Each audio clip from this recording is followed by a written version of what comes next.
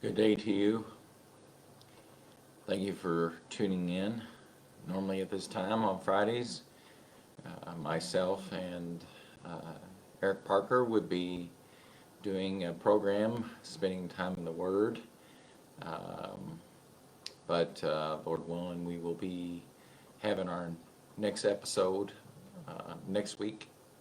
So I would encourage you, excuse me, to review those past episodes. And I'm thankful that you were choosing to tune in for another dose of encouragement. I put in the description, remember me. Today is a day that marks 19 years since that fateful, maybe that's not the best word, but a gruesome, horrible attack that occurred, and something that many will never forget, especially those that lost loved ones, friends, and family. And of course, my heart goes out to those individuals that still grieve as they see this day as one of probably still great difficulty. I do hope and pray for those that may struggle with this day, that, or anyone for that matter, that is struggling to get over a loss or be at peace, that they will truly find peace.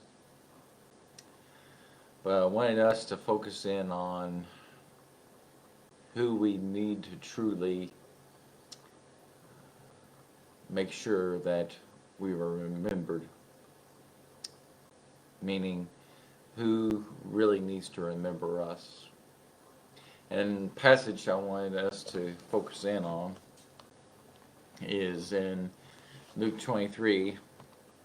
It's a very familiar passage in the time of where Jesus is on the cross, and this is his conversation between the robber that was on the cross, the thief.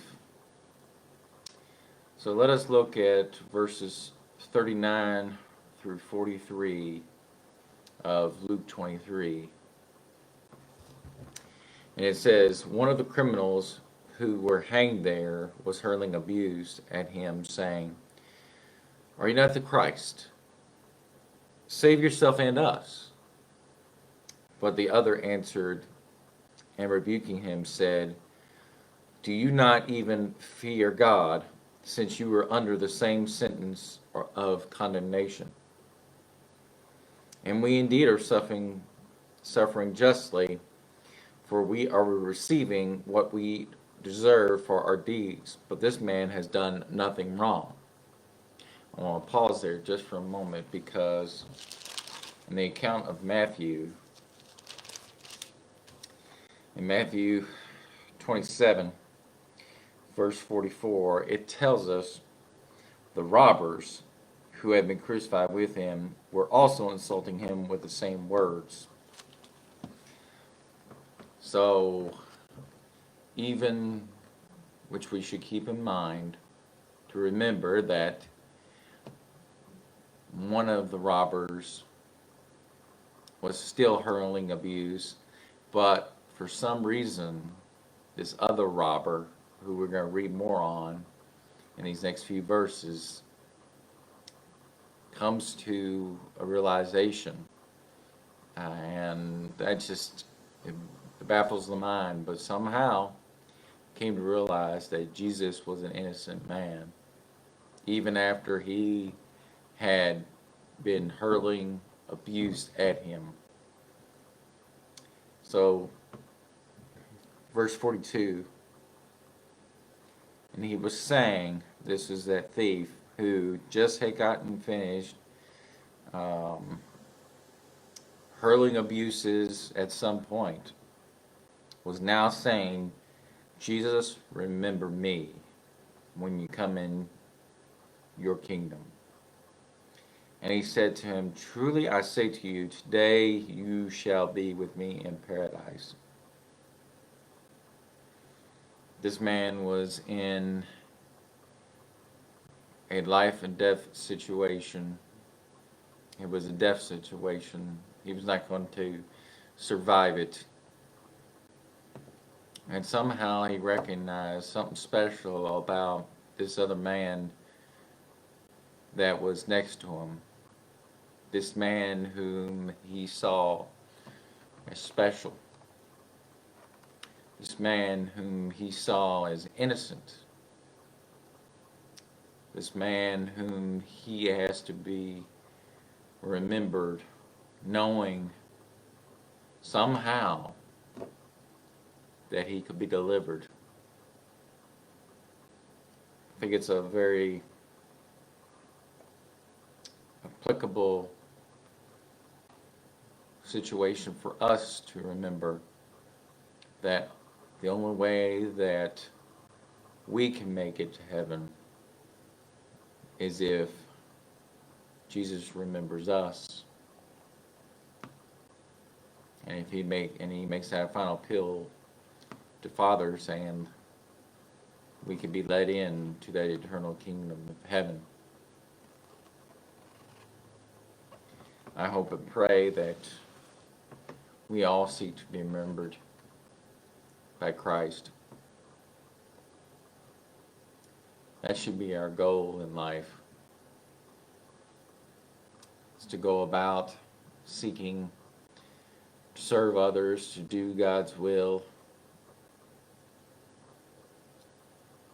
Because being obedient and faithful and following what's written down in Scripture will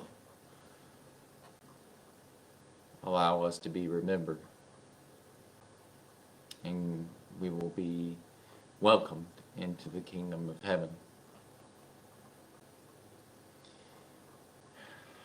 Thank you so much for spending just a few moments. Some may not realize that today is a day that we remember things. Remember just a catastrophe that occurred 19 years ago, and it's a specific date. Will always be different for those that actually lived it. And most of us alive probably can remember where we were at when we heard the news of the attacks.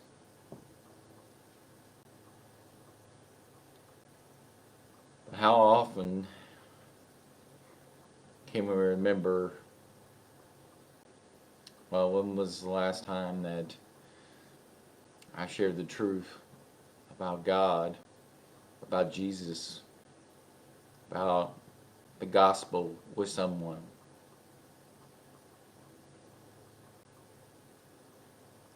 I pray that